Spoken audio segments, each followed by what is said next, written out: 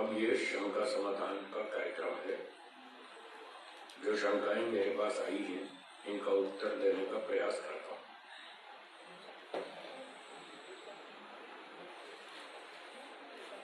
पहली शंका है कि धर्म, अर्थ, काम और मोक्ष संक्षेप में बतलाएं। धर्म का मतलब है वेदों में ईश्वर ने जो काम करने को बताए हैं, ये काम कर लो, उनको करना, प्रैक्टिकल करना, वो धर्म है। जैसे अपने देश का संविधान में बताया कि आप बाजार में जा सकते हैं, स्कूल जा सकते हैं, कॉलेज जा सकते हैं, ट्रेन में जा सकते हैं, हवाई जहाज में यात्रा कर सकते हैं टिकट लेकर के। तो जो जो करने को बताया वो करना, ये धर्म। ऐसे वेद में कहा सच बोलो, ईमानदारी से जियो, संयम से रहो, ब्रह्मचर्य का पालन करो, सत्य बोलो, न्याय से व्यवहार करो, ये धर्म।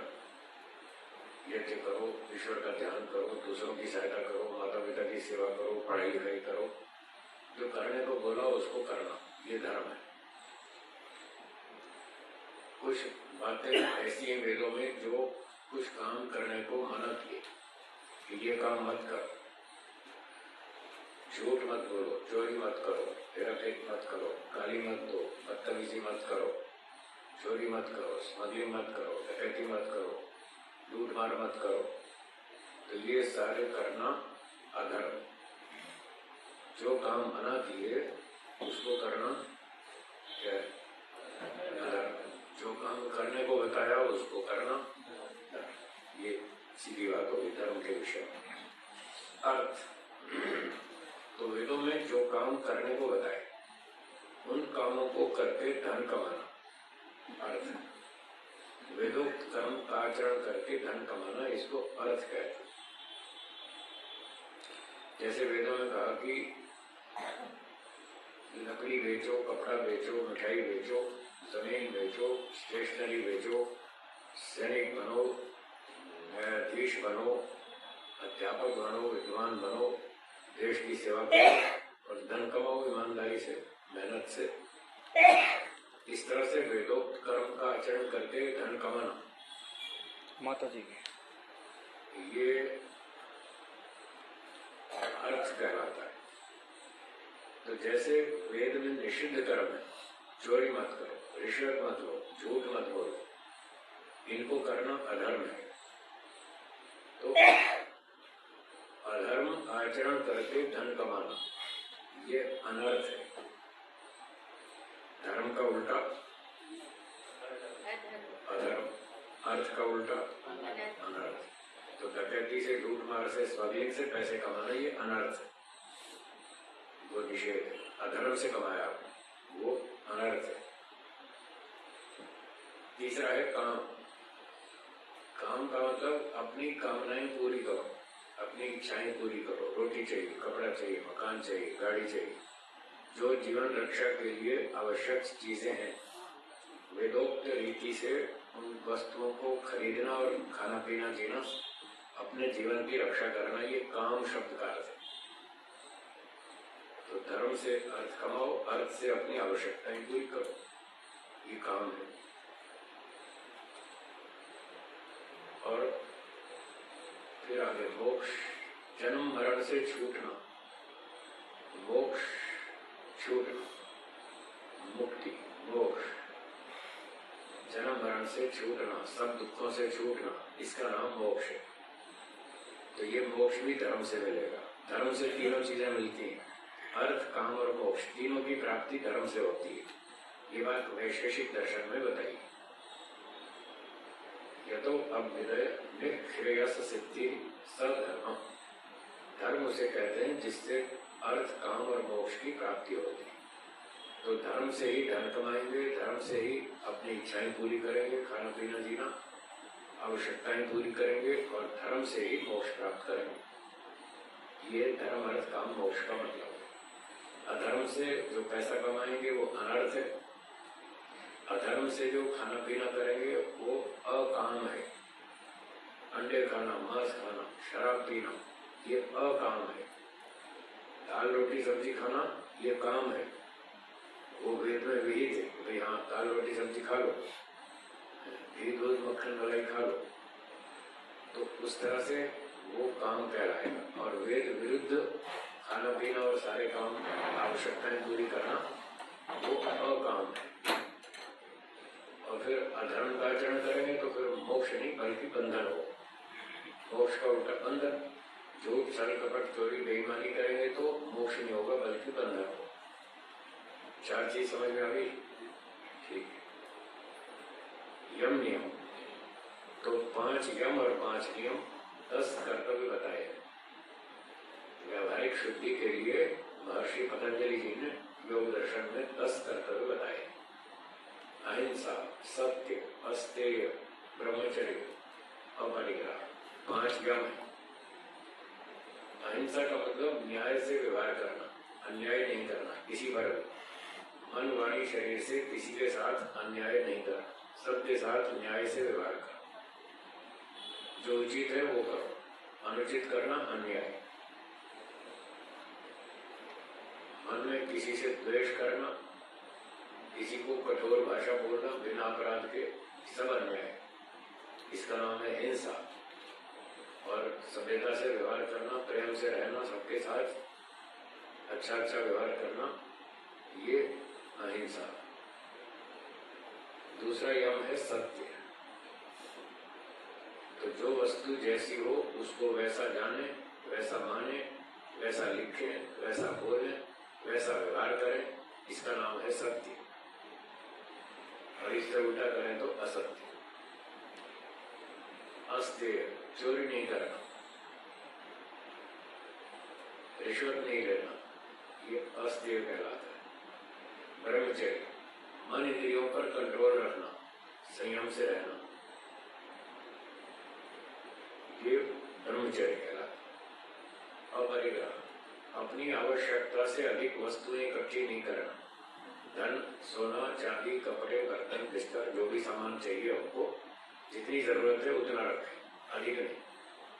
तो ये अधिक संग्रह करना परिग्रह, और ठीक ठीक रखना, अधिक नहीं रखना अपरिग्रह। ये 5 यम हो गए। नियम, शौच, शौच का अर्थ है शुद्धि रखना।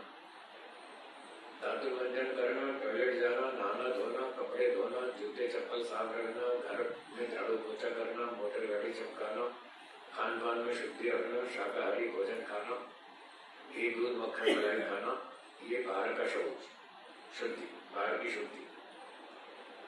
और अंडे मांस खाना और गंदे रहना, नहाना धोना नहीं ठीक से, ये अशौच। तो ऐसा गंदे नहीं रहना, साफ सुथरे रहना, ये बाहर की शुद्धि। दूसरी आंतरिक शुद्धि, मन को साफ रखना। मन में राग द्वेष काम क्रोध लोभ ईर्ष्या अभिमान ये दोष नहीं होने चाहिए। अगर मन में है तो इनको बाहर निकालो, मन को साफ सुथरा बनाओ, ये आंतरिक शुद्धि। इस तरह से संतोष का मतलब मेहनत पूरी करें। जो भी आपने लक्ष्य बनाया उसको प्राप्त करने के लिए पूरी मेहनत करें, और फिर जितना फल मिले उतने में खुश रहें। शिकायत नहीं करें, बहुत काम किया फिर भी कुछ नहीं मिला, इतनी मेहनत की फिर भी कुछ नहीं मिला, ये जो शिकायत है ना, ये गड़बड़, ये संतोष नहीं है। जितना मिला ठीक है, उतने में खुश रहो, इतना तो मिला, जितना मिला उसका लाभ उठाओ, जो नहीं मिला आगे देख लेंगे, पर जितना भी मिला उतने में खुश रहना चाहिए। खुश रहने का नाम संतोष है। आगे फिर और मेहनत करो, जितना लक्ष्य था आपका पूरा नहीं हुआ, कुछ कमी रही तो उसके लिए और आगे मेहनत करो, पर इस समय जितना मिला उतने में खुश रहना, ये संतोष है। ये सभी क्षेत्रों में संतोष का पालन करना, चाहे पैसे कमाने में, चाहे परिवार में, चाहे संपत्ति में, चाहे नौकरी में, चाहे व्यापार में, चाहे समाज सेवा में, चाहे ध्यान उपासना में, कोई भी क्षेत्र हो, मेहनत पूरी करें, जितना फल मिले उतने में खुश रहें, फिर आगे मेहनत करें, ये संतोष है। तप का मतलब है सहन करना, हानि लाभ सुख दुख मान अपमान भूख प्यास गर्मी ठंडी, ये जो दो के जोड़े हैं, इनको सहन करना, ये तप कहलाता है। अभी लाइट चली गई, गर्मी हो गई, तो गर्मी है तो कोई बात नहीं, उसको सहन करो। अब लाइट आ गई तो ठीक है, नहीं आए तो कोई बात नहीं। अपना कोई बात नहीं, 3 शब्द याद रखो, आपकी सहन शक्ति बहुत बढ़ेगी। मिल गया तो ठीक है, नहीं मिला तो ट्रेन समय पर आई तो ठीक है, लेट हुई तो दाल में नमक ठीक है तो ठीक है, और ज्यादा हो गया तो कोई बात, थोड़ा दही डाल लो। कोई बात नहीं से याद आया, पिछली बार लाखोड़ा में जो फंक्शन हुआ था जैसे महोत्सव, वहाँ पे आपने बताया था कि आप फ्लाइट आपकी लगभग 12 घंटे या कितने घंटे, हाँ, 10 घंटे लेट हुई, आपकी 10 घंटे लेट हुई थी। तो हम जब लौट रहे थे तो हमारी ट्रेन कुंभ की वजह से 22 घंटे लेट, 22 घंटे उज्जैन के स्टेशन पे बैठा। फिर दुखी हुए कि नहीं हुए? कोई बात नहीं, दुखी हुए कि नहीं दुखी तो हुए ना, बस यही गड़बड़ है, यही गड़बड़, दुखी नहीं होना। मैं कलकत्ता एयरपोर्ट पे 10 घंटे बैठा रहा, बस दुखी नहीं हुआ। मेरे पास ये 3 शब्द थे, कोई बात, बस कोई बात नहीं बोलो, आपकी सहन शक्ति बढ़ जाएगी, कोई बात नहीं, हो जाएगा काम। आज नहीं होगा, कल होगा, 2 दिन बाद होगा, 6 महीने बाद होगा। हाँ, ठीक है, तो उसने ये सुना नहीं था, कोई बात नहीं, उसने सुना नहीं, इसलिए वो बेचारा दुखी हो गया। तो ये है तप, तपस्या करना, ऐसे सहन करना। तो शौच, संतोष, तप, और फिर आगे है स्वाध्याय, वेद आदि शास्त्रों का अध्ययन करना, जो मोक्ष का रास्ता बताते हैं, मोक्ष वाले, खास तौर से मोक्ष शास्त्रों का अध्ययन करना, ये स्वाध्याय है।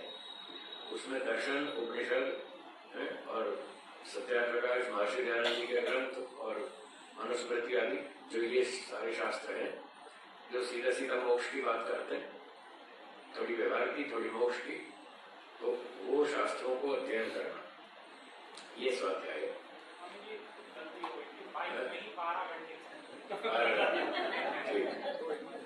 दोपहर में 1 बजे आनी थी, रात को 2 बजे 2 बजे किया था, उसमें तत्काल में किया था, तो दुगना किराया लगा था, और वो उस टाइम पे चला गया था श्रीनगर, तो उसको फोन लगा रहे तो फोन भी नहीं कर। ठीक है, तो ये स्वाध्याय हो गया, मोक्ष शास्त्रों का अध्ययन करना और ओम का जप करना, ये भी स्वाध्याय के अंतर्गत लिखा गया स्पर्श। और अंतिम है 5वां, ईश्वर प्रणिधान, ईश्वर समर्पण करना, ये बहुत जरूरी है। सब काम ईश्वर को साक्षी मानकर करें। पहले तो पूछें ये काम करूं या नहीं करूं। ईश्वर प्रणिधान में 5 स्टेप्स है। पहला, ईश्वर से पूछ के करना, अगर ईश्वर काम करने की छूट दे तो करना, नहीं दे तो नहीं करना। आपको अंदर से उत्तर मिल जाएगा, ईश्वर हमारे अंदर ही है, कहीं दूर नहीं है। अगर अंदर से आपको कोई काम करने में आनंद, उत्साह है, निर्भयता है, तो ये ईश्वर का उत्तर है, हाँ कर लो। और अंदर से डर लग रहा है, संशय हो रहा है, करूं कि ना करूं, क्या होगा, कोई देख लेगा, कहीं पकड़ा जाऊंगा, पिटाई होगी, बदनामी होगी, क्या होगा, ऐसे ऐसे शंका आ रही है, तो फिर समझ लो ना, वो काम नहीं करना। तो ये पहला स्टेप है, ईश्वर से परमिशन लेना, पूछ के करना। दूसरा स्टेप है इसका, ईश्वर की उपस्थिति स्वीकार करते हुए काम करना। जैसे अब हम यहाँ बैठे हैं, पढ़ रहे, पढ़ा रहे, सुन रहे, सुना रहे, तो यहाँ ये स्वीकार करें कि ईश्वर हमारे साथ है, आगे पीछे, दाएं बाएं, ऊपर नीचे, अंदर बाहर, पास में और दूर, हर जगह ईश्वर उपस्थित है, हमको देख रहा है, हम उसकी हाजिरी में काम कर रहे हैं, उससे छुपके नहीं कर रहे, वो हमको देख रहा है। जैसे कहीं सीसीटीवी कैमरा लगा हो और आपने देख लिया कैमरा लगा हुआ है, तो फिर आप सावधान हो जाते हैं। बस तो ऐसे सावधानी से काम करना है, ईश्वर हमको देख रहा है। कैमरा तो एक तरफ से देख रहा है, ईश्वर तो सब तरफ से देख रहा है। तो इस तरह से महसूस करना, ये काम करते समय, ये दूसरा स्टेप हुआ। तीसरा, उस काम को करते समय जितना भी धन, बल, विद्या, बुद्धि, शक्ति, समय खर्च हो रहा है, वो सब ईश्वर का दिया हुआ है, वो खर्च हो रहा है, मेरा खर्च नहीं हो रहा। ये मान करके काम करना। जो भी समय, बल, बुद्धि, विद्या खर्च हो रहा है, उस काम में जो आप कर रहे हैं, वो ईश्वर का दिया हुआ है, मेरा कुछ नहीं। ऐसा मान के काम करना, ये तीसरा स्टेप है समर्पण का।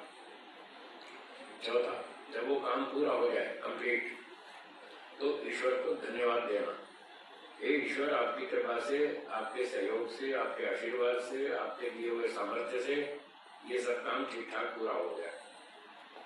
अब मैं ये आपको समर्पित करता हूँ, आपके सामने प्रस्तुत करता हूँ, आपका धन्यवाद करता हूँ, आभार व्यक्त करता हूँ कि सब काम ठीक हो गया, इसमें कोई बाधा नहीं आई। और पांचवा स्टेप है, जो काम मैंने किया मुझे इसके बदले में कोई सांसारिक धन सम्मान आदि सुविधा कुछ नहीं चाहिए, बस मोक्ष चाहिए, आप मोक्ष दे देना। इस तरह से पांचवा स्टेप, ईश्वर से कहना कि बस मोक्ष दे देना और कुछ नहीं चाहिए। तो ये है ईश्वर समर्पण, इसको कहते हैं। ईश्वर से पूछ कर काम करना, ईश्वर की स्वीकृति लेकर, ये पहला स्टेप। दूसरा, ईश्वर की उपस्थिति को महसूस करते हुए काम करना।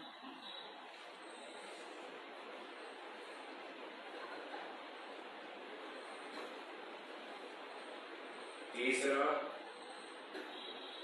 ईश्वर की दी हुई शक्ति से, बल विद्या बुद्धि से काम करना। ऐसा मान के काम करना, सब ईश्वर का दिया हुआ है, हमारा कुछ नहीं। चौथा, काम पूरा हो जाए तो ईश्वर को धन्यवाद देना, उस काम की सूचना देना, काम अच्छा हो गया, पूरा हो गया, आपको बहुत बहुत धन्यवाद, इस तरह से। और पांचवा, बस मोक्ष दीजिएगा और कुछ नहीं चाहिए। ये 5 स्टेप हो गए।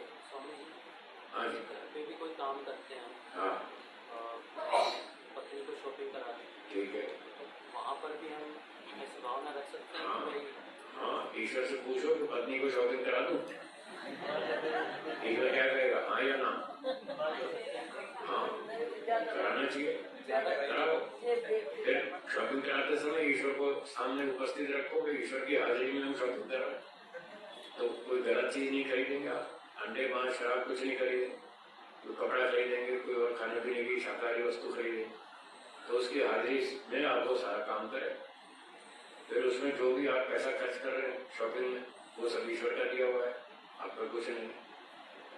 फिर जब काम पूरा हो गया तो ईश्वर को धन्यवाद दो कि सारा काम ठीक हो गया, कोई झगड़ा नहीं हुआ। झगड़े जाते ना, तो झगड़ा नहीं हुआ, सब ठीक ठाक निपट गया, इस तरह ईश्वर को धन्यवाद करें। और पांचवा, बस मैंने आपका आदेश था वो कर दिया, अब मुझे इसके बदले में कोई सांसारिक प्रशंसा, धन, कोई सम्मान, कोई प्रतिष्ठा, कुछ नहीं चाहिए, बस मैंने तो आपका आदेश था कर दिया, बस मुझे मोक्ष दे दीजिएगा। तो ये सब जगह पर लागू होगा, इस तरह के 5 स्टेप्स वहां भी लागू होगा। ठीक, तो स्वामी जी, मोक्ष जो है ऋग्वेद में दिया त्रंबकेयजामहे और यजुर्वेद में दिया त्रंबकेयजामहे, उन दोनों में क्या? ऋग्वेद में क्या दिया? त्रंबकेयजामहे सुगंधिं पुष्टिवर्धनम् अमृता तक किया। ठीक है। और उसमें पतिवेदनम, हाँ, दूसरा और भी दिया। एक ही बात से नव अमृत में वो क्या चीज ये क्या? हाँ, तो ये है, ऋग्वेद में तो कहा है कि हमें मृत्यु से छुड़ा दो, ठीक है, मोक्ष से मत छुड़ाओ, मोक्ष में तो रखो। माँ अमृता, अमृत मतलब मोक्ष, मोक्ष से माँ, उससे मत छुड़ाओ, मोक्ष में तो रखो, दुनिया से, मौत से छुड़ाओ। और उसमें दूसरा था कि भाई वो पूरा मंत्र देखना पड़ेगा। पतिवेदना मतलब ऐसा लग रहा है मुझे उसका भाव कि एक स्त्री कह रही है कि मुझे बाकी दुनिया के दुखों से छुड़ाओ, पति की सुरक्षा में रखो, पति से दूर मत करो, पति से दूर मत करो। स्त्रियों को पुरुषों की सुरक्षा में रहना चाहिए। आजकल थोड़ा गड़बड़ हो गई है। हाँ, आजकल स्त्रियां स्वतंत्र होना चाहती हैं और स्वतंत्र अपने मनमर्जी से जीना चाहती हैं, वो गड़बड़ है, वो ठीक नहीं है। वो अमृत में वो कुछ ऐसा नहीं है जिसका, अब वो मंत्र देखना पड़ेगा, पूरा मंत्र देखेंगे फिर बताएंगे। ठीक है, पुस्तक लाइएगा, देख के बता देंगे। तो अगले चलते हैं प्रश्नों पर।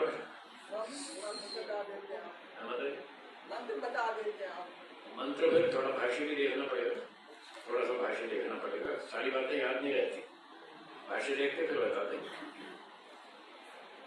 आत्मा से आध्यात्मिक आनंद कैसे प्राप्त करें और उस आनंद की कैसी अनुभूति होती है? आत्मा से आनंद को कैसे प्राप्त करें?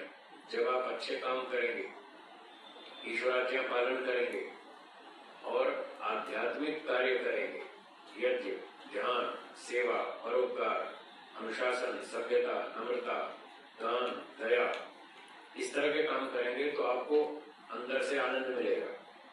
तो वो आनंद आत्मा ही भोगेगा। ये है आत्मा से आनंद की अनुभूति करना। यहाँ भाव तो ये है कि आध्यात्मिक कार्य करें, उसका सुख लें, इंद्रियों के भोगों का सुख नहीं ले। संदेश तो मुख्य ये है। वैसे तो आत्मा ही आनंद भोगेगा, चाहे भौतिक हो चाहे आध्यात्मिक हो, कोई भी हो, भोगने वाला तो चेतन है। पर यहाँ संदेश बात मुख्य ये है कि भौतिक चीजों का सुख मत लो, वो बंधन कारक है। क्या बताया? हाँ, जितना इंद्रियों के विषयों का सुख लेंगे उतना वो बंधन को बढ़ाएगा, क्योंकि उससे सुखानुषयी राग होगा। सुख भोगेंगे, भौतिक सुख भोगेंगे तो राग बढ़ेगा तो बंधन होगा। तो ये अच्छा नहीं है, इंद्रियों के भोगों का सुख अच्छा नहीं है। और जो आध्यात्मिक कर्म है, जो अभी बताए, यज्ञ, दान, सेवा, परोपकार, ध्यान, उपासना, अनुशासन, भक्ति, तो ये सारे आध्यात्मिक कर्म, इनको करेंगे तो हमको अंदर से बढ़िया सुख मिलेगा। वो आध्यात्मिक सुख है। क्या बोला? आध्यात्मिक सुख भोगना अच्छा है, वो मोक्ष की ओर ले जाएगा। इंद्रियों के विषयों का सुख लेंगे तो भौतिक सुख है, वो भोगों में बंधन में डालेगा। तो ये कहना चाहते। धोखेबाज व्यक्ति के क्या लक्षण है? उसकी चाल ढाल टेढ़ी मेढ़ी होती है, उसकी आंखें ठीक नहीं होती है, उसकी आंखों से पता लगता है ये बेईमान है। उससे बातचीत करो, लेन देन करो, 2 बार बोलेगा कुछ, करेगा कुछ, वचन कुछ और देगा, फिर व्यवहार में कुछ और करेगा। तो 2-4 अनुभव करेंगे तो 2-4 बार आपको पता चल जाएगा ये आदमी धोखेबाज है, ईमानदार है। ठीक है, ऐसे ऐसे उसके लक्षण होते हैं। स्वामी जी शब्दों में दुख कैसे देखें? योग दर्शन का दूसरा पाद 15वां सूत्र पढ़े, उसमें 4 प्रकार के दुख बताए। उसको 2-4 बार पढ़ें तो आपको शाब्दिक स्तर पर पता चल जाएगा संसार में दुख है।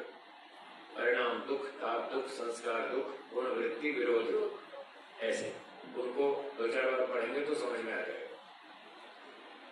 मन, आत्मा, बुद्धि, हृदय, इनके बारे में बताएं और इनकी विशेषता, गुण अवगुण लक्षण बताएं। मन वो पुर्जा है जिससे आत्मा चिंतन करता है, विचार करता है, संकल्प विकल्प करता है, सोचता है। इस पुर्जे का नाम है मन। इस पुर्जे से आत्मा ये सारे काम करता है। मन जड़ है, वो खुद कुछ नहीं करता है। आप जिस पेन से लिखते हैं कागज पर, क्या वो पेन स्वयं लिखता है? आप पेन से जो भी लिखो, मंत्र लिखो, श्लोक लिखो, गालियां लिखो, अच्छा लिखो, बुरा लिखो, जो भी लिखो, आप लिखने वाले। पेन तो मशीन है, साधन है, उससे चाहे जैसा लिखो। जैसे पेन का कोई दोष नहीं, पेन से आप गलत बातें लिखो चाहे अच्छी बातें लिखो, पेन का ना कोई नाम है ना कोई दंड है, वो तो जड़ है। मन पेन की तरह से जड़ पदार्थ है। मन से आप अच्छा सोचो चाहे बुरा सोचो, मन को ना इनाम है ना दंड है, वो तो जड़ है। पेन की तरह से जो मर्जी लिखो। तो आत्मा जिस ऊर्जा से सोचना, विचारना, चिंतन, मनन, ऊहा, स्मरण आदि करता है, उसका नाम है मन। और बुद्धि जिस ऊर्जा से वो डिसीजन लेता है, ये काम अच्छा है, ये करूंगा, ये जो निर्णय लिया जिस ऊर्जा से लिया, उसका नाम है बुद्धि। ये अंतर है। मन से वो निर्णय नहीं लेता, विचार करता है, करूं या ना करूं, अच्छा है या बुरा है। जब तक ये 2 बातें मन में रहेगी तब तक वो विचार है, ये कार्यक्रम मन से हो रहा है। और जब 2 में से एक फैसला लेंगे कि हाँ ये काम अच्छा है, ये काम करेंगे, इसमें लाभ होगा, ये डिसीजन लिया, वो जिस ऊर्जा से लिया, उसका नाम बुद्धि है। हृदय, ये हार्ट, जो पंपिंग हार्ट है, सारे शरीर में रक्त को फेंकता रहता है, धक्का मार मार के सारे शरीर में घुमाता रहता है, उसका नाम है हृदय। ये स्थूल शरीर का भाग है हृदय, ये अलग चीज।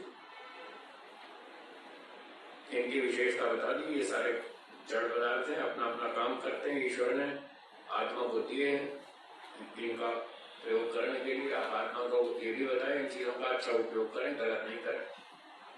अच्छा करेंगे तो भी आत्मा को इनाम मिलेगा, गलत करेंगे तो आत्मा को दंड मिलेगा। अच्छाई बुराई की जिम्मेदारी सब आत्मा पर है, इन मन बुद्धि इंद्रियों पर कुछ नहीं। स्वभाव परिवर्तन कैसे करें? जो आपके स्वभाव में कमियां हैं, गलतियां हैं, उनसे क्या क्या हानियां होती है उसकी लिस्ट बनाए, सूची बनाए। मान लो एक आदमी को गुस्सा आता है, छोटी छोटी बात पे गुस्सा करता है, तो एक लिस्ट बनाए गुस्सा करने से हानियां, ठीक है। उसमें 10-12 बातें लिखें। गुस्सा करने से बुद्धि खराब होती है, सोचने की, निर्णय की क्षमता घट जाती है। गुस्सा करने से लोग बुरा मानते हैं, लोग हमको पागल कहते हैं। गुस्सा करने से हमारा स्वभाव चिड़चिड़ा हो जाता है। फिर धीरे धीरे लोग पहचान लेते हैं कि गुस्से आदमी, इससे बच के रहो, इसके मत्थे नहीं लगना। वो दूर दूर से ही करनी काट के निकल जाएंगे।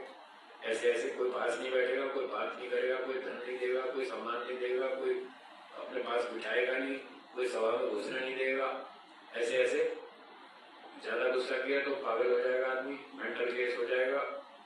ऐसे 10-12 बात लिख लें कि गुस्सा करने से ये नुकसान होते हैं। अब उस लिस्ट को दिन में 2, 3, 4 बार पढ़ें, हर रोज पढ़ें, 4-5 महीने तक पढ़ें, 300 बार, 400 बार, 500 बार पढ़ें उस लिस्ट को। तो पढ़ते पढ़ते आपके दिमाग में बैठ जाएगा कि गुस्सा करना तो पागल है, ये तो ठीक है, इसमें तो बहुत नुकसान है। जब ये दिमाग में आ जाएगा तो आपका स्वभाव बदल जाएगा। फिर आप गुस्सा नहीं करेंगे, फिर आप खुश रहेंगे, हंसते रहेंगे, प्रेम से बात करेंगे। कोई आपकी बात मानेगा तो ठीक है, नहीं मानेगा तो कोई बात नहीं, छोड़ दो। तो जबरदस्ती थोड़ी है। क्या आप 100% दूसरे की इच्छा से जी सकते हैं? तो दूसरा व्यक्ति 100% आपकी इच्छा से कैसे जिएगा? हाँ या ना?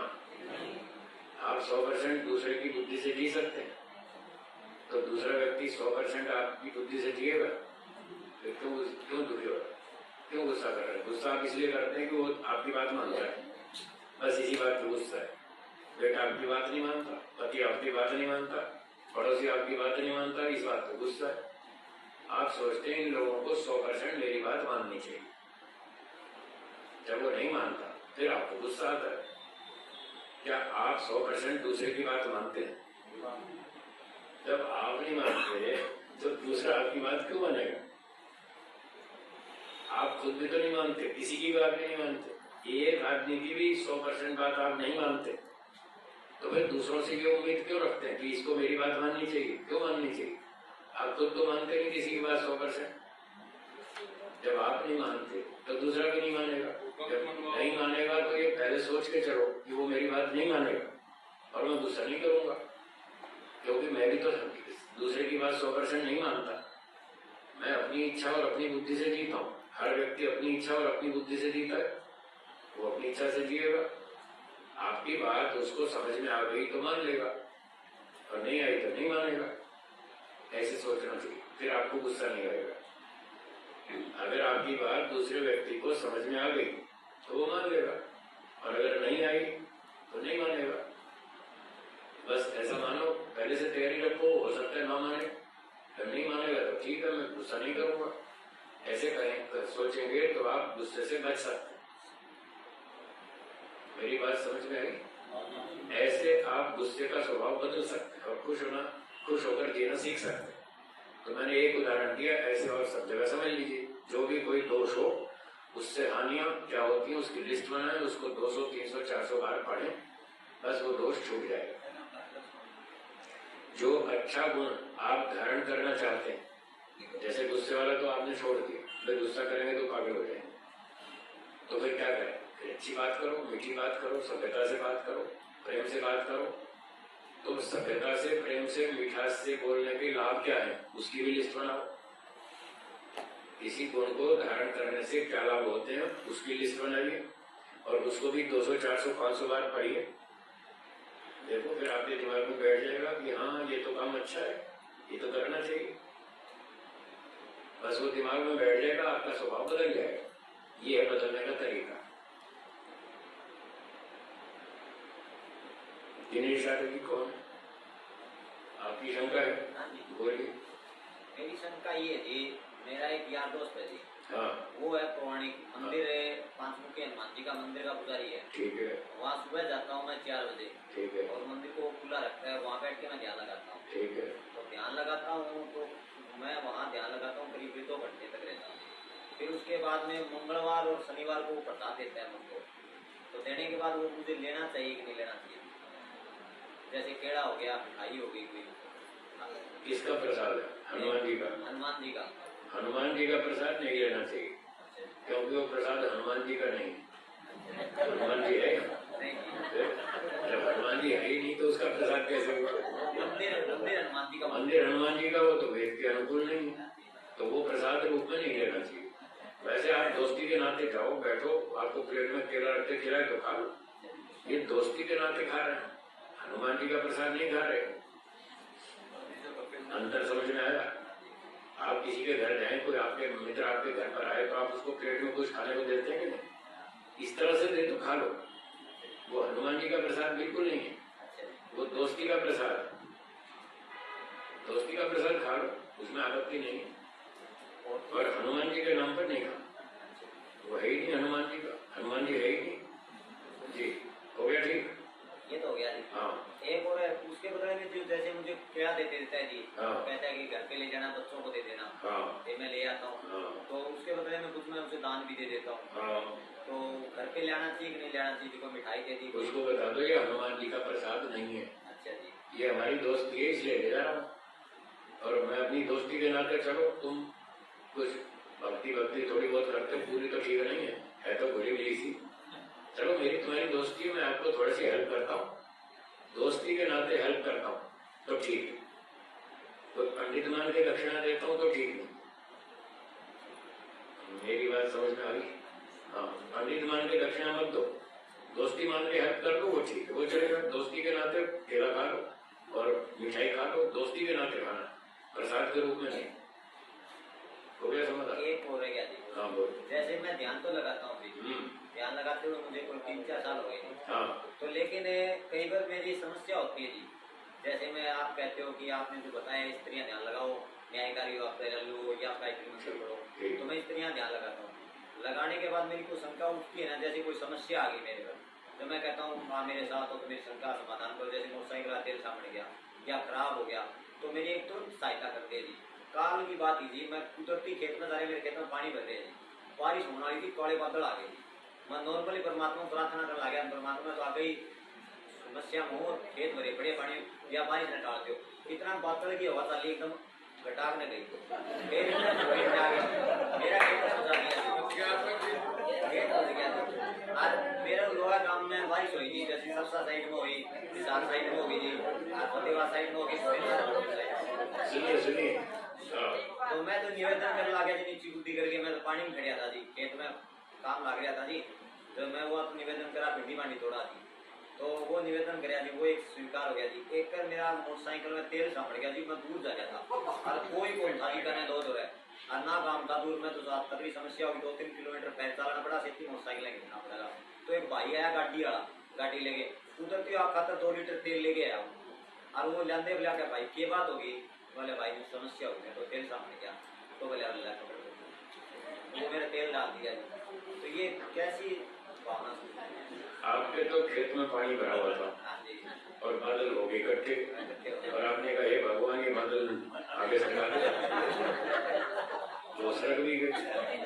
मान लो आपके पड़ोस में एक का खेत सूखा हुआ और वो प्रार्थना करे हे भगवान जल्दी बरसाओ, मेरा खेत सूखा पड़ा, तो भगवान आपकी सुने या उसकी सुने? आप तो कह रहे हैं इसको डाल दो, वो कह रहे हैं जल्दी बरसाओ, अब भगवान क्या करेगा? मैं तो रोज ध्यान लगाता हूँ, जो मैं पूछ रहा हूँ उसका उत्तर दो। भगवान आपकी बात सुनेगा या उसकी सुनेगा? किसकी सुनेगा? उसको किसकी सुननी चाहिए, आपकी या उसकी? आप कह रहे हो बरसात डाल दो, वो कह रहा जल्दी करो। अब बताओ भगवान तो बीच में फंस गया ना, वो किसकी बात सुनेगा? देखो जी, मैं बताता हूँ हमारे वहाँ बारिश बहुत अधिक हो चुकी है जी। देखो मेरी बात सुनो, समय कम है हमारे पास, शंकाएं बहुत है, मैंने जो बात पूछी उसका उत्तर दो, फिर मैं आगे चलूँ।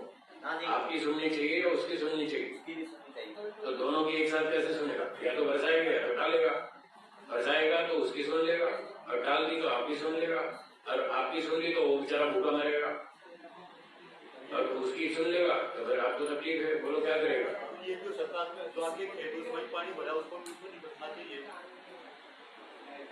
तो ये जो घटना आपने बताई कि खेत में पानी बहुत था और आपने प्रार्थना की कि इसको टाल दो, और वो टल गया, हवा बादल को उड़ा ले गई, तो ये तुक्का लग गया। इसको ऐसा समझना चाहिए, ऐसे तुक्के कई बार लग जाते, ठीक है? ये भगवान ने कोई आपकी सुन करके नहीं बात टाल दिया वर्षा को, ये तुक्का लग जाता है, कई बार ऐसा हो जाता है। और वो जो आपको 2 लीटर पेट्रोल मिल गया वो भी तुक्का लग गया, और वो बेचारा भूखा मर रहा था स्वामी दयानंद, उसको रोटी ना दी, जो जहर पिलाने आया उसको नहीं रोका, भाई तू क्यों जहर पिला रहा है इसको, तब क्यों नहीं किया? फिर भगवान का मतलब, भगवान बहुत पक्षपाती है, वो आपकी तो सुनता है, स्वामी दयानंद की नहीं सुनता, फिर ये आप दोष आएगा उसके ऊपर। तो ईश्वर ऐसे काम नहीं करता कि आपको पेट्रोल पहुंचा दे और आपके बादल उड़ा दे, ऐसे काम वो नहीं करता है। ये तो तुक्का लग जाता है कभी कभी, घटना हुई जी, बहुत बार होती रहती है, बहुत लोगों के साथ होती है, साथ ही है जी। लगभग सबके साथ होती है, लगभग सबके साथ कभी न कभी जीवन में ऐसे तुक्के लगते हैं, ठीक है? चलिए, आमतौर पर ये कहते हैं जैसा खाए अन्न वैसा हो जा मन, क्या मतलब? इसका मतलब है चोरी का माल खाओगे तो आप दुष्ट बनोगे, और मेहनत और ईमानदारी का खाओगे तो अच्छे आदमी बनोगे, जैसा खाओगे अन्न वैसा बनेगा मन। और दूसरा, आप अंडे मांस खाओगे तो तामसिक वृत्ति बनेगी, शाकाहारी भोजन खाओगे तो सात्विक बनेगी, मन में अच्छा विचार आएगा, ये इसका मतलब। अंडे मांस कमा करके करता होगा, हाँ, मेहनत से कमाए और अंडे मांस खाए, एक दूसरे। अंडे मांस बेच करके और कमा का दान करके खाओ तो वो हाँ, तो वो 2 अलग अलग कर्म है।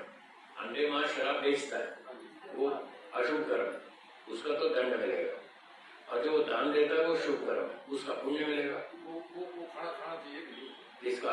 उसका जो दान करके खाता है उसका खाना चाहिए। जो अंडे मांस बेचता है और पैसे कमाता है और फिर आपको भोजन खिलाता है शाकाहारी, अगर उसका धंधा केवल अंडे मांस का है, केवल वेद विरुद्ध है, तो उसका भोजन मत खाइए, उसका नहीं खाना। अगर वो खेती करता है, कोई दुकान करता है, कोई लकड़ी बेचता है, तो खा सकते हैं। अगर वो दोनों काम करता है, एक अंडे मांस भी बेचता है, एक खेती भी करता है, तो आधा पैसा ठीक है उसका, आधा गड़बड़ है, तो जितना ठीक होगा उसमें से खा लो तो चल जाएगा, खराब वाले में से मत खाओ। कई बार लोग पूछते हैं कि वो आदमी सेठ है, वो चोरी भी करता है, बेईमानी भी करता है और अच्छी मेहनत भी करता है, दोनों तरफ से मिला जुला पैसा है उसका, तो वो दान देता है, तो उसका दान लेवे या नहीं ले? मैंने कहा लेना चाहिए। बोले क्यों लेना चाहिए? वो तो बेईमानी भी करता है। तो मैंने कहा भाई जो बेईमानी करता है वो बेईमानी के पैसे में से मत लो, जो ईमानदारी का पैसा है उसमें से लो। बोले ये कैसे पता लगेगा? पैसे में तो लिखा नहीं है बेईमानी का या ईमानदारी का। मैंने कहा बिल्कुल ठीक है, पैसे में तो कुछ नहीं लिखा है। और जब दान की घोषणा होती है तो ऐसे होती है, वो लेने वाला जो होता है, कोई आर्य समाज का मंत्री प्रधान जो भी, वो अनाउंसमेंट करता है, वो कहता है देखो जी फलाने मोहनलाल सेठ जी ने हमारी संस्था को 10,000 रुपए अपनी पवित्र कमाई में से दान किए।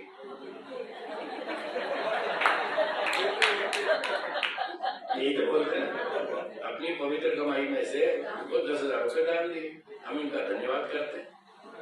फिर इसने कहा जी नहीं, वो तो यूं कहेगा मैं तो पवित्र कमाई में से नहीं दे रहा हूँ, मैं तो बेईमानी में से दे रहा हूँ। तो प्रधानमंत्री ने कहा अच्छा ठीक है, तुम जैसा बोलो वैसा कह देता हूँ कि फलाने मोहनलाल सेठ ने 10,000 रुपए अपनी चोरी की कमाई में से दान दिए, मैं ऐसा बोल देता हूँ। बोलो स्वीकार है? तो जब वो खुद ही मना कर रहे नहीं चोरी की अनाउंस मत कर रहा, तो फिर पवित्र कमाई में से ही तो करें ना। तो दान हमेशा पवित्र कमाई में से ही लिया जाता है, चोरी का पैसा लिया ही नहीं जाता। सब लोग ये अनाउंस करते हैं। चलिए आगे बोलता हूँ। अष्टांग योग के बारे में विस्तार पूर्वक जानकारी, पालन संबंधी नियम जो कि दैनिक दिनचर्या में पालन कर सके, तो आपको बता दिया। यम नियम की व्याख्या तो हो गई, बाकी सुबह शाम आपको बताते हैं आसन प्राणायाम, स्वामी जी कराते हैं ध्यान, उस तरह से करें। अनुशयी आत्मा के विषय में बताने की कृपा करें। अनुशयी किसका प्रश्न है? आपका है। अनुशयी उसको कहते हैं जो व्यक्ति मर गया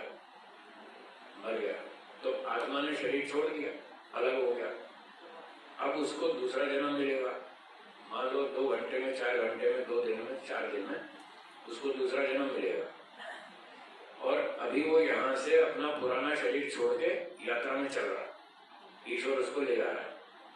तो जब तक उसको अपना शरीर नहीं मिलेगा तब तक वो जीवात्मा अनुशयी कहलाता है।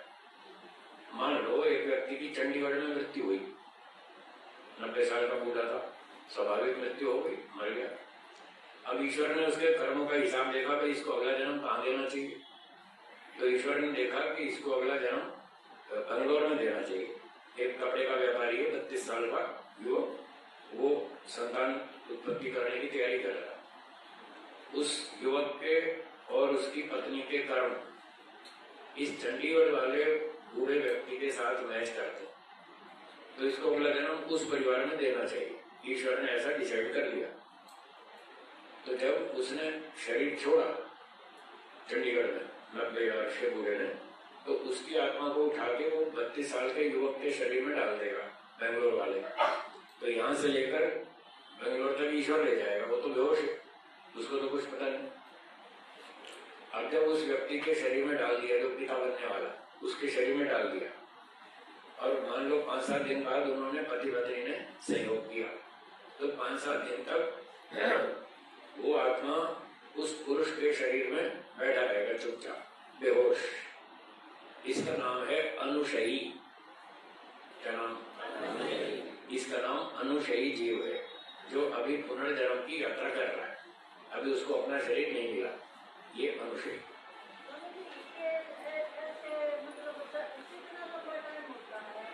जन्म तक पहुंचाने में तो 2-4 मिनट लगते, चंडीगढ़ से बंगलौर तक ले जाना और ये निर्णय करना है कि किस परिवार में इसको जन्म देना है, उसमें तो 1-8 मिनट लगेगा, ज्यादा नहीं लगता।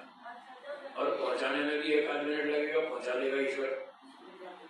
अब आगे वो जब उसका माता पिता सहयोग करें, वो 2 दिन में करें, 5 दिन में करें, 15 दिन में करें, जब भी करें, तब तक वो पिता के शरीर में चुपचाप बैठा रहेगा, बेहोश। फिर माता के गर्भाशय में पहुंच गया, सहयोग कर लिया, वो माता के गर्भाशय में ईश्वर ने उसको पहुंचा दिया। अब उसका अपना शरीर बनना शुरू होगा, तो 9 मास उसको लगेगा, इतना समय लगता है।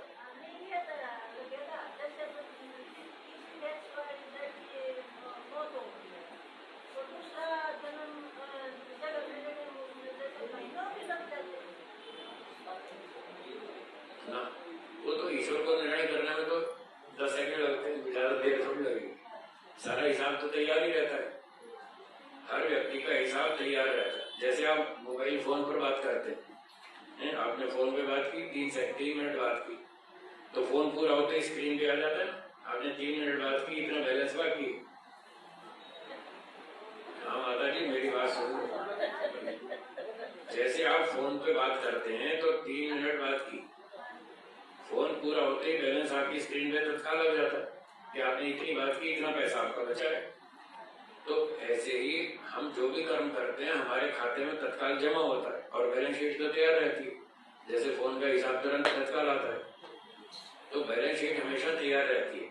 और जैसे ही मृत्यु होती है तो ईश्वर तुरंत निर्णय करता है कि अब इसको अगला जन्म कहाँ देना, बस वो निर्णय करके उसको तत्काल पहुंचा देगा। उसमें आधा मिनट 1 मिनट लगेगा, इससे ज्यादा नहीं। चलिए, अगर किसी ने सुसाइड कर लिया, आत्महत्या कर ली किसी ने, हाँ, तो उसका जो बैलेंस है, बैलेंस तो हमेशा तैयार है। वो है, हाँ, लेकिन उसने सुसाइड किया, हाँ, तब उसके बैलेंस में क्या हुआ? ये एक फॉर्म जमा हो गया, उसके हिसाब से तत्काल वैसा डिसाइड कर लेगा, इसको सुअर बनाएंगे, इसको पेड़ बनाएंगे, इसको क्या बनाएंगे, ईश्वर डिसाइड कर लेगा और उसको हम पहुंचा देगा अगले जन्म में। उसको देर नहीं लगती। वो तो करोड़ों लोग हर समय मरते हैं, करोड़ों प्राणी मरते हैं, इतनी देर में मरते हैं। कोई 2 सेकंड में मरता है, कोई 20 सेकंड में, कोई 30 सेकंड में, कोई यहाँ मरता है, कोई वहां मरता है। उसको तो सारे काम एक साथ होते रहते हैं। ईश्वर सर्वशक्तिमान सर्वज्ञ है, अनंत शक्तिशाली है, वो अपना काम खटाखट खटाखट कर देता है। ठीक है, चलो। मेरा एक काल्पनिक प्रश्न है, कृपया समझाएं। मान लो ईश्वर की इच्छा हुई कि मैं अब रिटायर होना चाहता हूँ और अपना चेतन गुण भी तुमको देता हूँ। आप इन 9 द्रव्यों में से किसी एक को ये चेतन गुण दे दो। स्वामी जी, मैं ये जानना चाहता हूँ कि किस द्रव्य को ये चेतन गुण देकर ईश्वर बना सकते हैं? किसी को नहीं बना सकते। किसी में इतनी क्षमता नहीं है, किसी में इतना सामर्थ्य नहीं है कि ईश्वर वाली पूरी योग्यताएं वो प्राप्त कर ले, ईश्वर की पूरी शक्तियां धारण कर ले। किसी में ऐसी ताकत नहीं, 9 द्रव्यों में किसी में भी नहीं। चेतन तो केवल एक आत्मा ही है, बाकी तो जड़ है। तो जड़ वस्तु में तो चेतन हो नहीं सकती। ये तो है, वो हो नहीं सकती। और शक्तिमान है, उसके पास इतनी ताकत नहीं है। इसलिए मैं कह रहा हूँ किसी में भी ताकत नहीं है जो ईश्वर के सारे गुण धारण कर ले। और ईश्वर दुखी होकर रिटायर हो जाए, वो रिटायर होना नहीं चाहता है। हाँ बताइए। ये जो चेतनता के कारण जो गुण आ रहे हैं, हाँ, इसे काफी गुण आ रहे हैं। तो अवकाश में पहले हमें है परिमाण वाला है। अच्छा। परमाणु का ही है। कौन से गुण आते? अवकाश में चेतनता आने के बाद कई गुण आए एक्स्ट्रा। नहीं, किसमें चेतनता आएगी? ये अवकाश में। अवकाश चेतन हो जाएगा। मान लो अवकाश को दे दिया था चेतन। अच्छा ठीक है। उसमें कई गुण आए एक्स्ट्रा। नहीं, आ तो जाएंगे, वो तब आएंगे जब वो सृष्टि नियम के अनुकूल हो। अवकाश जड़ है चेतन। क्वेश्चन है तो काल्पनिक का उत्तर भी मैं दे रहा हूँ, वो असंभव है। इसमें ये पूछना चाहूँगी, सबसे ज्यादा गुण किसमें है? ये देखिए, कल्पना वो करें जो संभव हो। जो संभव ही नहीं है उसमें कल्पनाओं में जीने से कोई लाभ नहीं है। ऐसा क्वेश्चन आपने बता क्या ईश्वर ने की इच्छा हुई कि मैं आत्मा को परमात्मा बनाना चाहता? ऐसा मैंने कभी नहीं कहा, किसी प्रवचन में नहीं कहा। तुम्हारी इच्छा मेरे को ऐसा क्वेश्चन हाँ, कभी नहीं कहा। मैंने कभी कहा ही नहीं, किसी और ने कहा होगा, मैंने तो नहीं कहा। मैं ऐसी काल्पनिक बात करता ही नहीं, जो संभव ही नहीं है। हाँ जी, मेरा प्रश्न ये है, विद्या प्राप्ति के 4 साधन है जी। हाँ जी, ठीक। तो वहाँ पे जो निर्णय करता है व्यक्ति शब्द अर्थ संबंध के बारे में थोड़ा जो शब्द अर्थ संबंध का निर्णय करता है, क्या पूछना है इसमें? वो शब्द जो मान लो मिलते हैं शब्द, हाँ, और उसका संबंध हमारे साथ क्या रहेगा, अर्थ क्या रहेगा, ये 3 चीजें पूछना है। शब्द अर्थ संबंध जो नित्य बताया है, नित्य बताया है। जो कोई विद्वान उपदेश करे तो ध्यान से सुने, वेद विद्या जो विद्या सूक्ष्म से सूक्ष्म कोई भी नहीं है, फिर उसको बैठ कर मनन करे, मनन कर लेते हैं, फिर निर्णय करता है वो शब्द अर्थ संबंध, उसके बारे में पूछना है। इसके बारे में ये उत्तर है कि जब विद्वान प्रवचन करे तो उसकी बातों को ध्यान से सुने। उसने कहा कि भाई ये संसार दुखदायक है, यहाँ सुख कम है, दुख ज्यादा है। शारीरिक स्तर पर सुख अधिक है, दुख कम है। मानसिक स्तर पर सुख कम है और दुख अधिक है, ऐसा उसने कहा विद्वान ने। तो श्रोता बात को ध्यान से सुने। ये शारीरिक सुख और मानसिक सुख दुख अलग अलग कह रहा है। तो शारीरिक सुख से क्या तात्पर्य है, वो बैठ करके चिंतन करे कि इस वाक्य में क्या कहना चाहता है। कि शरीर ठीक है, स्वस्थ है, बलवान है, खाना पीना सब स्वास्थ्य ठीक चल रहा है, कोई बीमारी नहीं है, और व्यक्ति प्रसन्न है, मस्त है, सारे काम ठीक चल रहा है। यह है शारीरिक सुख।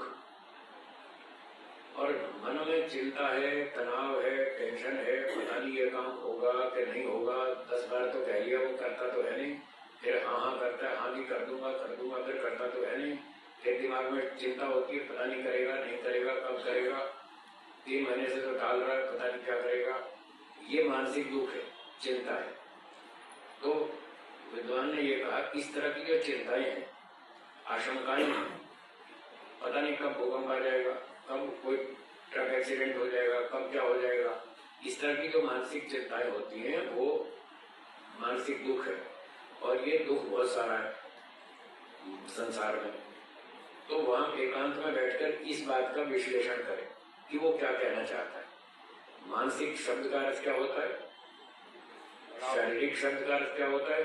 एक शब्द को सुने, उसका अर्थ जो बचपन से उसको सिखाया गया, उस अर्थ को याद करें तो उस शब्द का उस अर्थ के साथ संबंध है, तभी वो शब्द सुनकर वो अर्थ उसको समझ में आएगा कि इस शब्द का ये अर्थ है। तो वो जो है बचपन से सीखा है, वो लगातार जीवन भर आप उसको याद रखेंगे, तो जब वो शब्द सुनेंगे तो आपको अर्थ याद आ जाएगा। वो क्यों याद आ गया? क्योंकि उसका उस अर्थ के साथ संबंध है। तो आपको शब्द भी बताया गया, अर्थ भी बताया गया, उसका उस दोनों का संबंध भी बताया गया बचपन से। तो ये कहना चाहते हैं, सारे शब्दों को अच्छी तरह सुने, फिर उनके संबंध के आधार पर उनके अर्थों को याद करें और फिर संगति बैठा के उसका भाव निकाले कि ये क्या कहना चाहता है। ये है उसका तात्पर्य जो आप पूछ रहे हैं। हाँ जी, है? अभी ठहरे। एक शंका है, बस आखिरी कागज पर, क्या ईश्वर डिसीजन लेता है, निर्णय लेता है? क्योंकि निर्णय तो बुद्धि लेती है और वो तो प्रकृति का अंग है। इनका प्रश्न आपका है। बुद्धि कोई निर्णय नहीं लेती। पहले लिखता है या आत्मा लिखता है? पहले तो नहीं लिखता, तो डिसीजन कौन लेता? आत्मा लेता है, बुद्धि थोड़ी लेती। आत्मा डिसीजन लेता है, वो चेतन है, जिम्मेदारी उस पर है। तो जैसे आत्मा डिसीजन लेता है ऐसे ईश्वर भी लेता है। वो डिसीजन लेता है, अब सृष्टि बनाने का समय आ गया, अब मैं सृष्टि बनाऊंगा, अब प्रलय का समय आ गया, अब प्रलय करूंगा। ये दुष्ट लोग हैं, मेरी बात सुनते नहीं, उनको घोड़ा बनाऊंगा, सुअर बनाऊंगा। वो डिसीजन ईश्वर लेता है, बुद्धि कोई डिसीजन नहीं लेती।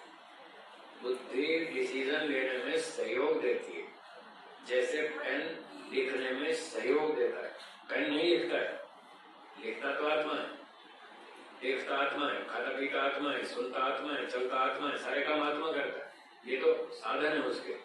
हाथ से लिखता है, आंख से देखता है, कान से सुनता है, मुंह से बोलता है। बोलने वाला, क्रिया करने वाला तो आत्मा है। डिसीजन भी आत्मा ही लेता है और ईश्वर भी लेता है।